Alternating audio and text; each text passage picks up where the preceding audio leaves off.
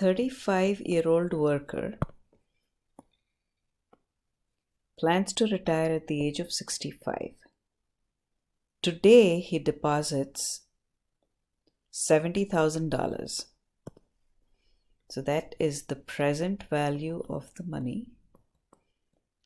So at this time, he deposits $70,000 into an account that earns an interest rate of earns interest at the rate of R equals 0.065.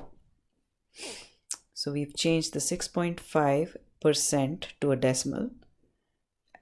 Compounded monthly. So monthly would be 12 times in a year. So n is equal to 12.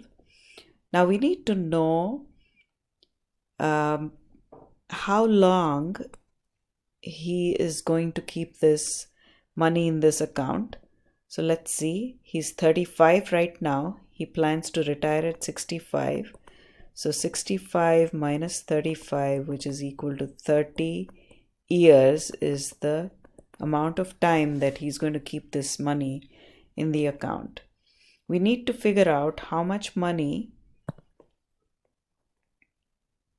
he has in the account when he retires. So in 30 years,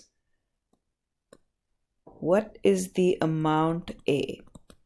So remember that this is compound interest, but the way this deposit or account works is you put a certain amount of money into the account. It's $70,000. The rate of interest is 6.5% compounded 12 times in the year. You keep it in the account for 30 years. Just put it into the account, forget it for 30 years, and then collect an amount A after 30 years. So note that this is not an annuity. We are not making periodic payments. So this is a simple case of a lump sum in and a lump sum out. A certain amount of money in the account, leave it alone for 30 years, and then collect a certain amount of money at the end of 30 years. So this is a compound interest problem, and remember, it's not an annuity. So the formula is A equals P times 1 plus R over N whole to the NT. So that is equal to P, which is 70,000, times 1 plus R, which is 0.065 over N, which is 12, whole to the NT, which is 12 times 30.